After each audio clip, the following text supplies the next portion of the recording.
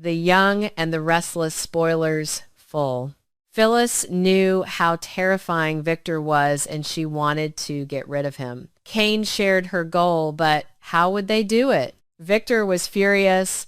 Cain had stripped him of his power, leaving him alone in the shadows. His family turned against him. That was what made him so fearsome. Once entangled in trouble, he wouldn't back down. He would become even more determined, tightening his grip and dragging everyone deeper into his storm.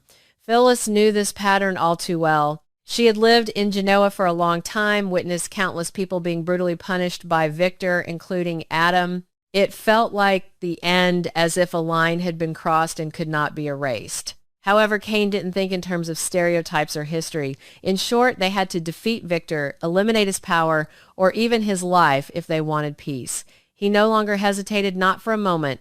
To Cain, Victor wasn't just an enemy, he was a threat that needed to be eliminated. Absolutely. Phyllis was terrified when Cain said this. They would kill Victor. No way. That would make them enemies of the Newman family, and they'd be hunted by the police. Victor was too old. Let him live his natural life. Not the idea itself, but the certainty behind it. She'd spent her whole life dealing with dangerous situations, manipulating outcomes, bending the rules when necessary, but there was always a line she refused to cross. Murder wasn't just another tactic. It was an outcome, an irreversible outcome, an outcome that would devour everything in its path. Phyllis argued, and Cain was forced to listen to her. She knew she had to stop him, not only because it was wrong, but because once he took that step, there would be no way to save him. And perhaps in some complex, wordless way, she too was trying to save herself from being dragged into that darkness with him. Phyllis shifted the conversation, steering it towards something she understood better control through information. Victor was powerful, yes, but he wasn't invulnerable. No one was. For a man like Victor, his greatest strength was always his ability to bury the truth, rewrite the story, ensure that any evidence of his past wrongdoings never surfaced in a way that could truly threaten him. But that didn't mean the evidence didn't exist. It just meant it hadn't been used properly. Phyllis's mind began to race, piecing together fragments of Victor's past, deals that should never have happened, alliances built on secrecy, moments when he crossed the line but escaped consequences. She was close enough to that world to know that Victor's empire wasn't built on clean foundations. Somewhere beneath all that power, there were cracks. And if those cracks could be exposed, if the right evidence could be brought to light, Victor could be brought down in a way that wouldn't destroy everyone else in the process. They just needed to tighten Victor's grip on his freedom, throw him in jail, and it would all be over. Nothing wrong with that. This was about destroying Victor little by little, forcing him to face the consequences he'd been avoiding for years. If they could gather enough evidence, real, undeniable evidence, and hand it over to the police, Victor would have no escape, no manipulation, no last-minute deals, no way out. For the first time, he would be trapped. Cain listened, but the tension in him didn't lessen. Phyllis could sense it in his reserved demeanor, in the silence that followed each of her words. To him, the plan seemed too slow, too uncertain. He wanted something immediate, something that would guarantee an end to Victor's dominance. But Phyllis understood what he didn't understand, or perhaps he refused to understand. Killing Victor wouldn't erase the damage. It would only create more chaos, more suspicion, more consequences that neither of them could control. And deep down, she knew that Victor's death wouldn't bring peace. It would leave a void that would be filled by even more dangerous forces. Instead, what she was proposing was something far more powerful: accountability. The air inside the Genoa City Athletic Club suite was thick, suffocatingly heavy, with a tension that threatened to shatter the crystal decanter resting on the mahogany wet bar. Rain lashed against the floor-to-ceiling windows, a torrential downpour that mirrored the tempest raging inside the room. Cain Ashby paced the length of the Persian rug, his footsteps heavy, erratic, like a caged predator that had long forgotten the meaning of submission. His tie was loosened, his collar unbuttoned, but he looked as though he were choking on the very oxygen in the room. Across from him, Phyllis Summers stood frozen, a glass of amber bourbon clutched so tightly in her manicured hand that her knuckles were entirely drained of color. She watched Kane, her emerald eyes tracking his every manic pivot. They had played a dangerous game, orchestrating the Chancellor contract scam, a brilliant maneuver designed to strip the great Victor Newman of his prized corporate acquisitions. It was supposed to be a masterstroke of corporate espionage, a bloodless coup that would secure their power and humiliate the ruthless patriarch. Instead, it had unleashed a monster. He's still holding them. Phyllis Kane's voice was a low, jagged rasp that tore through the quiet of the suite. He stopped pacing, turning his burning gaze toward her. Lily, Maddie, Charlie. He's using my family, my flesh and blood as leverage for a damn piece of paper. And now Jack throwing Jack Abbott onto some godforsaken yacht in the middle of nowhere, drugged and isolated. Phyllis took a slow burning sip of her bourbon, the liquid fire doing nothing to thaw the ice forming in her veins. Victor is cornered, she said, her voice trembling with a mixture of awe and disgust. When you back a wounded animal into a corner, Kane, it doesn't surrender. It goes for the throat. We knew he would retaliate when we double-crossed him on the Chancellor deal. We knew he would be angry. Angry Kane barked, a bitter, humorless laugh escaping his lips. He closed the distance between them in 3 long strides, towering over her. This isn't anger, Phyllis. This is depravity. This is a man who believes he is a god, sitting in his ivory tower at the Newman Ranch, moving human lives around like they are nothing more than pawns on a chessboard. He kidnapped the mother of my children. He ripped my family apart because he lost a boardroom battle. Phyllis swallowed hard the reality of Victor's ruthlessness, settling heavily upon her shoulders. She had negotiated with the devil himself, looking Victor in the eye and demanding Jack's freedom in exchange for the Chancellor paperwork. She had thought she was playing on his level, matching his cunning with her own. But Victor's casual cruelty, his absolute disregard for the sanctity of human life, had proven that he operated in a stratosphere of malice she could scarcely comprehend. He had scoffed at her concern for Lily and the twins. To Victor, they were collateral damage, nothing more. He has to be stopped, Kane declared, his voice rising, vibrating with an intensity that rattled the glass in Phyllis's hand. At all costs, Phyllis, do you hear me? At all costs, I am done playing his games. I am done waiting for the Genoa City Police Department to suddenly grow a spine. I am done hoping that Victor will suddenly discover a conscience he doesn't possess. He turned away from her, slamming his fist against the heavy oak of the desk. The sound cracked through the room like a gunshot. He thinks he's untouchable. Kane seethed, his chest heaving as he stared blindly at the rain-slicked window. He thinks because his name is printed in gold lettering on the side of a skyscraper, he can rip my family away from me and suffer 0 consequences. He cannot be tolerated anymore. Not for another day. Not for another hour. Phyllis set her glass down, the clink of crystal against granite sounding absurdly fragile in the wake of Kane's explosive fury. She had seen Kane angry before. She had seen him desperate, cornered by his own lies, fighting to reclaim his life. But this was different. The man standing before her was being consumed by a righteous, blinding wrath. The sophisticated, charming Australian executive had been entirely eclipsed by a father and a husband pushed far beyond the limits of human endurance. Kane, you need to breathe, Phyllis cautioned, taking a tentative step toward him. We are working on it. I made the deal with him. I gave him the Chancellor contract to get Jack back. We are chipping away at his leverage. Chipping away, Kane spun around, his eyes blazing with a feral, terrifying light. You don't chip away to cancer, Phyllis. You cut it out. You eradicate it. He took Lily. He took my children. Do you have any idea what that does to a man to wake up every single morning knowing that the people you love more than your own life are at the mercy of a sociopath?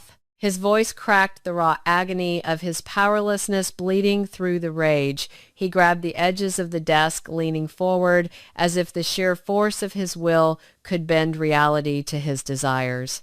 Every second Lily spends in whatever hellhole he's locked her in is a second I fail her. Every tear my children shed because of that arrogant mustache-twirling bastard is a failure on my part. I won't let it stand. I can't. He has crossed the line. Kane continued, his voice dropping an octave, settling into a dark, resonant cadence that made the hairs on the back of Phyllis's neck stand at attention.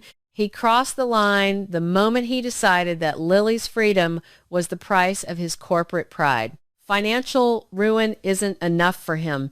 Taking Newman Enterprises, taking Chancellor, it's just money. It's just paper.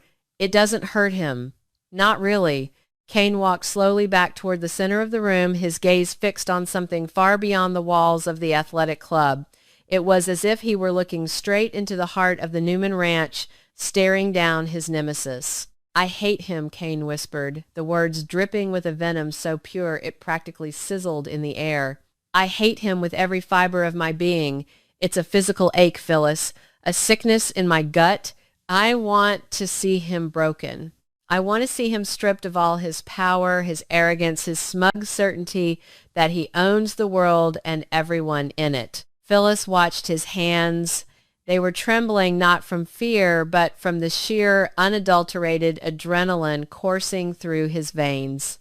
He was a man standing on the edge of a precipice, staring down into the abyss and finding that the darkness was calling his name. He needs to pay, Kane asserted, his jaw set in stone.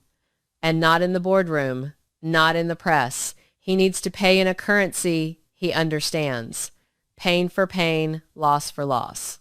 A cold shiver raced down Phyllis's spine. She was a woman intimately acquainted with revenge. She had spent decades plotting, scheming, and crossing lines that most people wouldn't dare approach. She had poisoned, she had blackmailed, she had run people down in the dead of night. She knew the intoxicating allure of vengeance, the seductive promise that making your enemies bleed would somehow heal your own wounds. But she also knew the devastating, soul-crushing cost of that path. Kane, listen to yourself. Phyllis pleaded, her voice sharp, cutting through the heavy atmosphere. She moved closer, grabbing his arm, forcing him to look at her. You are talking crazy. You are talking about going to war with Victor Newman on his terms. Do you know what happens when you fight a monster in the dark? You become one. Kane tried to pull away, but Phyllis dug her manicured nails into his sleeve, her grip like a vice. Look at me, she demanded. I am angry too. I despise that man. I despise how he treats Jack, how he treats his own family, how he treats us like dirt beneath his designer shoes. But you have to think clearly. If you go off half-cocked, if you try to take Victor down physically, you are going to lose everything. I have already lost everything, Kane roared, finally yanking his arm free. No, you haven't, Phyllis shot back, her own temper flaring, matching his fire with her own ferocious intensity. Lily is alive. The twins are alive. Jack is alive. As long as they are breathing, there is a chance to get them back safely. But if you push Victor too far, if you corner him in a way that threatens his actual survival, he will not hesitate to eliminate the leverage. He will kill them, Kane. Or he'll make sure you end up in a 6x9 cell in Walworth for the rest of your natural life, and your kids will grow up without a father. She stepped into his personal space, her eyes pleading desperate to reach the rational man buried beneath the avalanche of grief and fury. There are unpredictable, disastrous consequences to what you are suggesting. I know this, Kane. I have lived this. I have let anger drive the car, and it always, always ends in a crash. You cannot beat Victor by becoming worse than him. The room fell dead silent. The only sound was the rhythmic drumming of the rain against the glass and the ragged sound of Kane's breathing. He stared at Phyllis, his expression unreadable, a terrifying blankness settling over his features. The explosive rage that had animated him just moments before seemed to evaporate, replaced by a chilling, absolute calm. You're right, Kane said, his voice a soft, deadly murmur.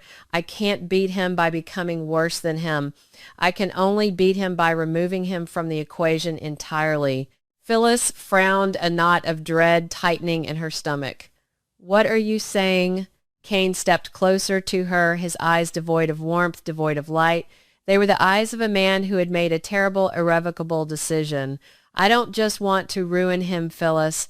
I don't want to see him in prison. Prison is a revolving door for a man with his billions. He'd be out on bail in an hour, plotting his next kidnapping from a luxury suite. He paused, letting the silence stretch, letting the weight of his next words gather in the space between them.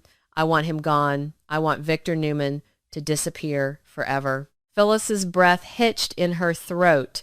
Disappear. Cain, what do you mean? I mean exactly what I said, Cain replied, his tone devoid of inflection, a flat, terrifying statement of fact. He needs to be erased from Genoa City, from our lives, permanently. He has played God for too long. It's time someone showed him what happens when you meet the devil. He walked over to the wet bar, calmly pouring himself a glass of water, his hands completely steady now.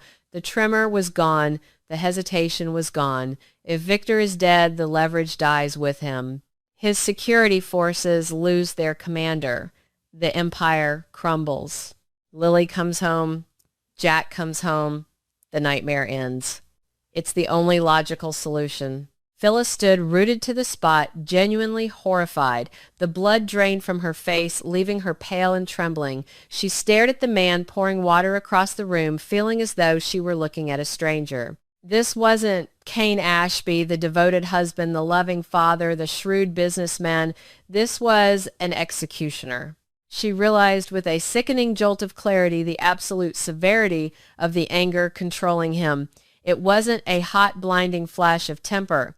It was a cold, calculated, glacial hatred that was meticulously plotting a murder. You're talking about killing him. Phyllis whispered the words, tasting like ash on her tongue.